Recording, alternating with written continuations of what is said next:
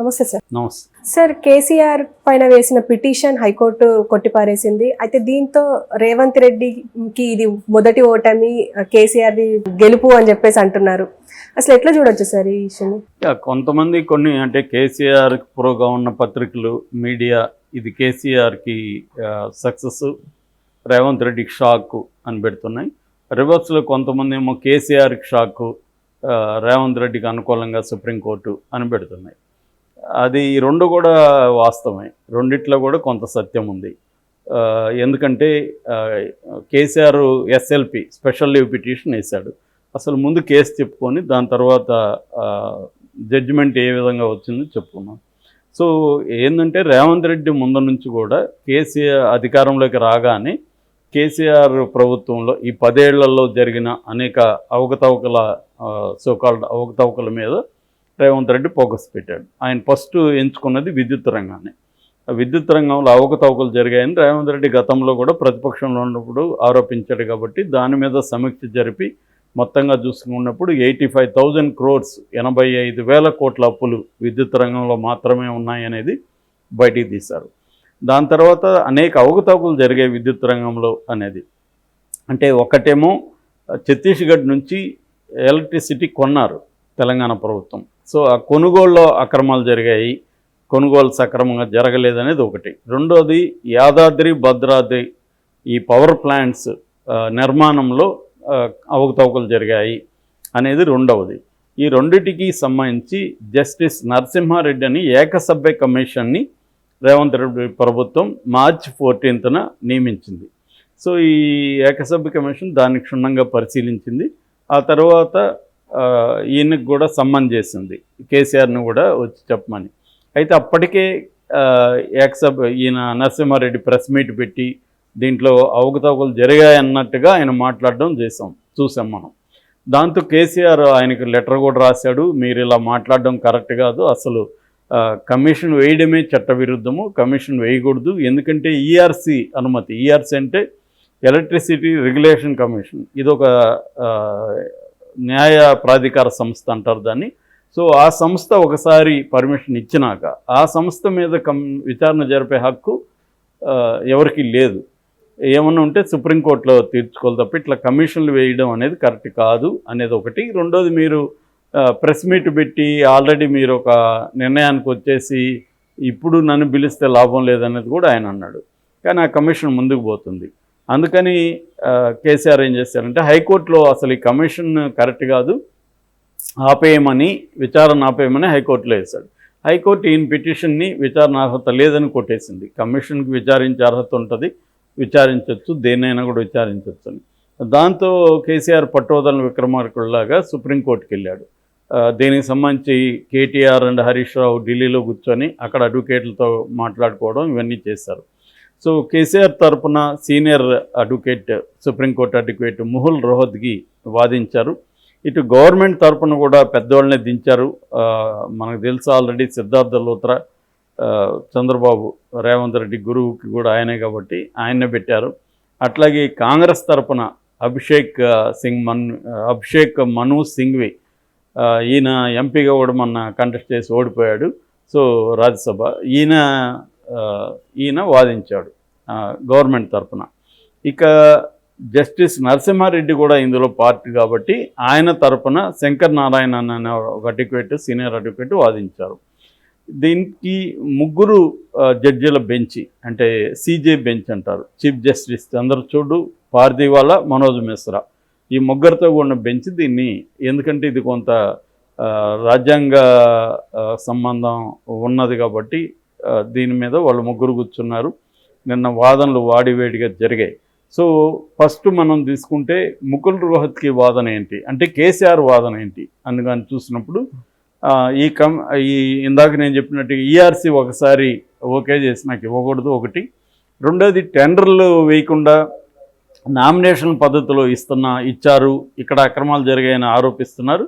టెండర్లు వేయాల్సిన అవసరం ఇదేంటంటే తెలంగాణ ఏర్పడగానే విద్యుత్ సంక్షోభం ఉన్నింది. ఎందుకంటే ప్రొడక్షన్ అంతా కూడా ఆంధ్రప్రదేశ్లో ఉండి ఇక్కడ ఓన్లీ డిస్ట్రిబ్యూషన్ నెట్వర్కే ఉండడం వల్ల అప్పట్లో చివరి మంత్రి మన సీఎంగా ఉన్న కిరణ్ కుమార్ రెడ్డి కూడా తెలంగాణ విడిపోతే అంధకారం అయిపోతుందని కూడా ఆయన చెప్పాడు. అది నిజం కూడా, కొంత పార్షియలీ ట్రూ ఆల్సో. ఎందుకంటే ఉత్పత్తి అంతా అక్కడ ఉంది కాబట్టి, అందుకని కేసీఆర్ విద్యుత్ సంక్షోభం రాకూడదు కాబట్టి ఆగమేఘాల మీద ఛత్తీస్గఢ్ నుంచి కొనాల్సి వచ్చింది. అందుకని బిడ్డింగ్ అవన్నీ జరగకుండా నామినేషన్ పద్ధతిలో కొన్నారు. ఇది ఏదో ప్రైవేట్ వాళ్ళకి ఇవ్వలేదు. ఒక రాష్ట్ర ప్రభుత్వం ఇంకొక రాష్ట్ర ప్రభుత్వం దగ్గర విద్యుత్ కొనింది కాబట్టి ఇక్కడ అవకతవకలు జరిగే అవకాశం లేదు. రెండోది, 2 రాష్ట్ర ప్రభుత్వాల మధ్య డీల్ జరిగినప్పుడు ఒక రాష్ట్ర ప్రభుత్వం సింగిల్గా కమిషన్ వేయడం కూడా కరెక్ట్ కాదు. ఇక భద్రాద్రి యాదాద్రికి సంబంధించిన ఇది కూడా క్రిటికల్ టెక్నాలజీ వాడకుండా సబ్ క్రిటికల్ టెక్నాలజీ వాడారు. సబ్ క్రిటికల్ టెక్నాలజీ వాడడం వల్ల కాలుష్యానికి స్కోప్ ఉందనేది ఈ జస్టిస్ నరసింహారెడ్డి కూడా వాదన. సో అది కూడా కరెక్ట్ కాదు. మేము దాన్ని BHEL ఆమోదించి BHEL ఆధ్వర్యంలోనే ఈ టెక్నాలజీ వాడాము, ఇదైతే స్పీడ్గా జరుగుతుంది అనేది మా వాదన అనేది చెప్పారు. అట్లాగే మేము కొనింది కూడా ఎక్కువ పెట్టి కొనలేదు. ₹3.90 ఒక యూనిట్కి పెట్టి కొన్నాము. అదేమీ అబ్నార్మల్ కాదు. ఇంకా ఎక్కువ పెట్టిన కొన్ని సందర్భాలు ఉన్నాయి. కొన్నిసార్లు ఎక్కువ పెట్టాల్సిన అవసరం కూడా ఏర్పడుతుంది. ఏదేమైనా మేము పరిశ్రమలకు కావచ్చు, ఐటీ ఇండస్ట్రీకి కావచ్చు, ఇటు వ్యవసాయానికి సంక్షోభం లేకుండా అభివృద్ధి వైపు నడిపించగలిగాము. ఇవన్నీ చేయడం వల్లనే అది పరిగణలోకి తీసుకోకుండా ఒక కక్ష సాధింపు చర్యతో కేసీఆర్ ప్రతిష్టను మసకబారే విధంగా కమిషన్లు వేయడం అనేది జరుగుతుంది తప్ప ఇంకేమీ లేదనేది వీళ్ళ వాదన. సో ఈ వాదన అన్నీ అయినాక అటువైపు నుంచి సిద్ధార్థ లోత్రా, అభిషేక్ మను సింఘ్వి కూడా వాళ్ళ వాదనలు వినిపించారు. ఎందుకంటే ఇదంతా అక్రమాలు జరిగాయి. రెండోది ఏంటంటే ఈ కమిషన్ వేయడం అంటే అర్థం ఆయన ఏదో ప్రాసిక్యూట్ చేయడమో కాదు. మామూలుగా మనకి కమిషన్ ఆఫ్ ఎంక్వైరీస్ యాక్ట్ 1952 ప్రకారం దేని మీద అయినా ఫ్యాక్ట్ ఫైండింగ్ వేయచ్చు. ఒక ప్రభుత్వం వచ్చినప్పుడు గత ప్రభుత్వంలో జరిగిన విషయాల మీద ఫ్యాక్ట్ ఫైండింగ్ వేసి ప్రజలకు చెప్పే అవసరం ఆ ప్రభుత్వాలకు ఉంటుంది. అంత మాత్రాన కేసీఆర్ని ఏదో ఈ కమిషన్ వేసినంత మాత్రాన కేసీఆర్ని ప్రాసిక్యూట్ చేస్తున్నట్టు కాదు. అంటే ఈ చట్టం ప్రకారం ఫ్యాక్ట్ ఫైండింగ్ కమిటీ తప్ప ఇదేమీ దీన్ని బట్టి బైండింగ్ కాదు. బైండింగ్ అంటే చట్టబద్ధంగా చర్య తీసుకునే పరిస్థితి ఏముండదు. ఒకవేళ అవకతవకలు జరిగాయని కమిషన్ చెప్పినా ఈయన మీద ప్రాసిక్యూషన్ అనేది ఈ రిపోర్ట్ వల్ల జరగదు. కాబట్టి సివిల్ కానీ క్రిమినల్ ప్రాసిక్యూషన్ అనేది జరగదు. కాబట్టి వేయడమే కరెక్ట్ కాదని వాళ్ళ వాదన తప్పు అనేది వీళ్ళు అక్కడ వాదించారు. అయితే ఈ బెంచ్ ఏం చెప్పిందంటే ఇందులో కమిషన్ వేయడం కరెక్టే, అన్నీ కరెక్టే, కానీ ఆయన మెరిట్స్ని పబ్లిక్గా మాట్లాడడం, ఇంకా పూర్తిగా విచారణ ముందుకు కాకముందే ఆయన కేసు మెరిట్స్ని గురించి మాట్లాడడం, ఆల్రెడీ కేసీఆర్ తప్పు చేశాడు అన్నట్టుగా మాట్లాడడం అయితే కరెక్ట్ కాదు. సో న్యాయం జరగడమే కాదు, న్యాయం జరిగినట్టు ప్రజలకి కనిపించడం కూడా అవసరమే అనేది కూడా జస్టిస్ చంద్రచూడ్ సీరియస్గానే తీశారు. సో ఆయన్ని తీసేయమని కూడా ఆదేశాలు జారీ చేశారు.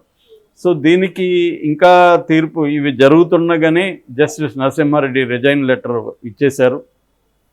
ఇప్పుడు 22వ తేదీ కొత్త జడ్జిని నియమిస్తారనమాట.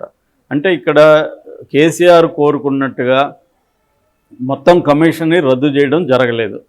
కాబట్టి కేసీఆర్కి ఇదేమి కంప్లీట్ ఊరట కాదు. కమిషన్ అయితే ఉంటుంది, విచారణ జరుగుతుంది, జడ్జి మాత్రమే మారుతున్నాడు. అంటే ఇక్కడ మన ఈ సందర్భంగా నరసింహారెడ్డి కూడా ప్రెస్ మీట్ పెట్టారు ఢిల్లీలో. ఆయన ఏం మాట్లాడారంటే, నేను ఎందుకు ప్రెస్ మీట్ పెట్టి చెప్పాల్సి వచ్చిందంటే, ఈ విచారణ మీద రకరకాల అభూత కల్పనతో వార్తలు వస్తున్నాయి, పుకార్లు వస్తున్నాయి. ఆ పుకార్లకు చెక్కు పెట్టడానికి నేను వాస్తవాలు ఏంటని చెప్పడానికి నేను పెట్టాను. నేను పెట్టిన తప్పైతే నీటిపారుదల రంగానికి సంబంధించి పినాకి చంద్రఘోష్ విచారిస్తున్నారు, ఆయన కూడా పెట్టాడు కదా, మరి అది తప్పు కాదా అని అడిగాడు. అట్లాగే దేశంలో నేను పెట్టిన తప్పు అయితే దేశంలో అనేక కమిషన్లు వాళ్ళు ప్రెస్ మీట్లు పెడతానే ఉన్నారు కదా అనేది కూడా ఆయన మాటల్లో కూడా సత్యం ఉంది. కాకపోతే ఏంటంటే సుప్రీంకోర్టు మెరిట్స్ మాట్లాడడం మీద, ప్రెస్ మీట్ పెట్టడం మీద కూడా మాట్లాడలేదు. సుప్రీంకోర్టు వద్దనలేదు.